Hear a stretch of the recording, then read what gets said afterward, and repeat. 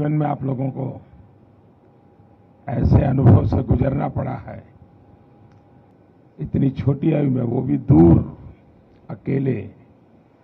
मैं कल्पना कर सकता हूं कि किस प्रकार की मानसिक परिस्थिति से आपको गुजरना पड़ा होगा। कठिनाइयों के बीच भी हम ठीक से अभी इवैक्यूएशन कर पा रहे हैं। हम लोग तो उम्मीद भी छोड़ दिए थे कि वापस इंडिया जा पाएंगे, क्योंकि 2 मार्च की हम लोग की फ्लाइट थी जो कि कैंसिल हो गई थी। जब इंडियन एम्बेसी और गवर्नमेंट वर्क किए तो हम लोग को एक नया उम्मीद मिला कि वापस इंडिया जा पाएंगे। All thanks to Indian government. I don't think कि विदाउट इंडियन गवर्नमेंट हेल्प हम इंडिया वापस सेफली आ पाते। हमारी इंडियन गवर्नमेंट ने बहुत अच्छी सुविधाएं दी। हमारे लिए फ्लाइट्स अवेलेबल थे, हमें एयरपोर्ट जाने का एकदम आराम से सुविधाएं मिली, खाने पीने कोई दिक्कत नहीं हुआ। बहुत अच्छे से हमारे बाकी सारे स्टूडेंट जो फंसे हुए थे वो कल भी लैंड कर गए हैं, कुछ आज लैंड कर गए हैं। थैंक यू मोदी सर, हम लोगों ने बहुत आराम से हम वहाँ से निकल गए हैं। बॉर्डर क्रॉस करने के बाद इंडियन एम्बेसी ने हमें बहुत ही सुरक्षित तरीके से हमारे कंट्री में पहुंचाया। तो मैं हमारे प्रधानमंत्री नरेंद्र मोदी जी यानी कि आपका बहुत ही धन्यवाद कहना चाहूंगी कि आपने मुझे मेरे घर तक सुरक्षित पहुंचाया, और मुझे विश्वास है कि और भी जो बच्चे फंसे हैं आप उन्हें भी जल्द से जल्द उनके घर पहुंचा देंगे। सर 24 तारीख को जब अटैक हुआ तो हमें लगा था कि हम यहाँ से अपने देश वापस नहीं जा पाएंगे, और सर 2 रात हम ऐसे गुजारे जैसे लगा है कि हम मौत को कितने करीब से देख चुके हैं। बट सर मुझे गर्व है कि मैं भारत देश का वासी हूँ, और गर्व है मुझे यहाँ के सरकार पे, सर आप पे। और सर सबसे ज्यादा गर्व मुझे महसूस होता है अपने तिरंगे पर। जब हम इवैक्यूएशन से आ रहे तो हमें ऐसी नोटिस मिली थी कि आप अपने बस के आगे और खिड़कियों पे तिरंगे को लगा दीजिए, ताकि जब रशियन आर्मी देखेगी तो आपके केवल तिरंगे से वो आपको टच भी नहीं करेगी। और इस तरह मेरे लिए बहुत बड़ी बात है कि मैं ऐसे महान देश में पैदा हुआ। उस ड्यूरेशन में हमारे पास कोई होप नहीं था, और single hope only is this कि हमारा government and first of all sir specially you sir भगवान के बाद अगर घर में नाम लिया जा रहा था तो सर वो आप थे। मोदी जी हमें बचा लेंगे, अब जो भी कर सकते हैं मोदी जी कर सकते हैं। अब इससे बड़ा हम कुछ कह ही नहीं सकते सर। पेरेंट्स सब होप खो देते हैं सर, क्योंकि हमें बचाने के लिए हमारे पेरेंट्स कुछ भी कर सकते हैं, पर उस सिचुएशन में sir parents can't do anything, and that time they are all wishing from God and they are always, I have no word sir. घर में 100 बार नाम सिर्फ आपका लिया जाता था कि मोदी जी कुछ कर लेंगे, वो ही कुछ कर सकते हैं, अब कोई कुछ नहीं कर सकता। First of all I would like to say that पहली बार हमने इंडियन झंडे की ताकत देखी। हम जब बस पे जाते थे तो करीब 25 चेक पोस्ट हमें मिली जहां पे हमारी चेकिंग हुई, आर्मी अंदर आई, बट उन्होंने छोड़ दिया हमें, मतलब हमारे फ्लैग को देख के छोड़ दिया। इवन जो अदर कंट्रीज के बच्चे थे, नाइजीरियन, मोरक्कन, वो सब हमारे झंडे को यूज करके वो लोग वहां से बॉर्डर क्रॉस कर रहे थे।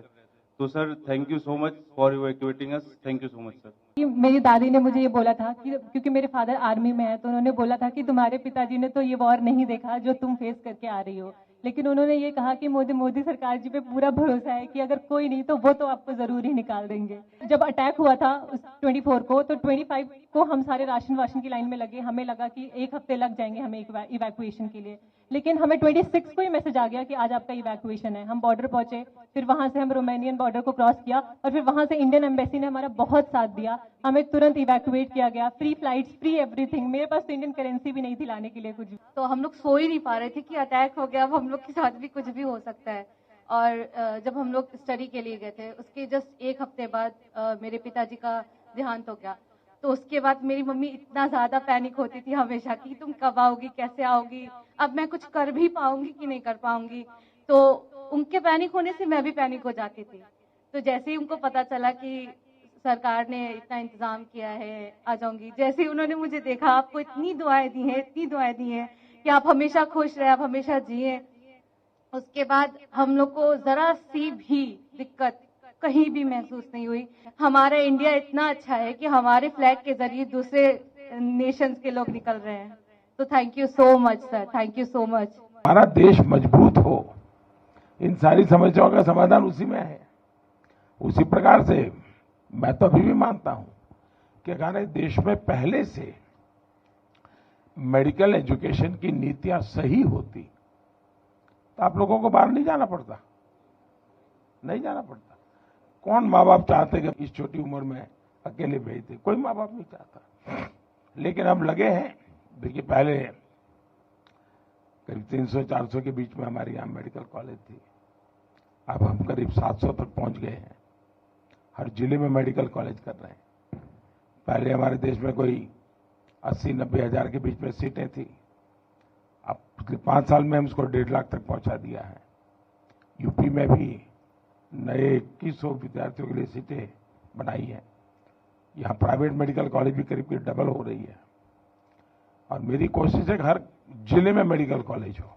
जिस प्रकार की कोशिश हम कर रहे हैं, तो शायद 10 साल के भीतर भीतर पिछले 70 साल में जितने डॉक्टर बने हैं उतने नए 10 साल में बन जाएंगे जी।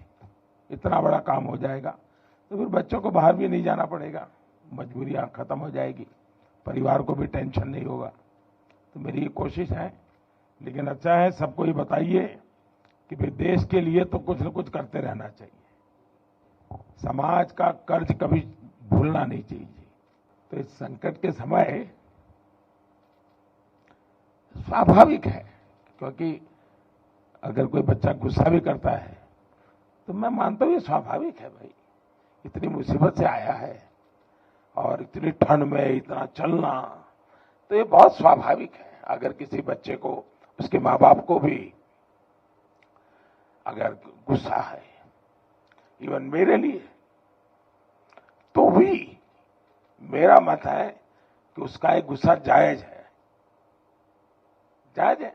खैर, जब समझेगा, मन शांत होगा, तो फिर प्यार भी करेगा। चलिए, बहुत बहुत धन्यवाद। आपके परिवार को भी मेरी बहुत शुभकामनाएं भैया।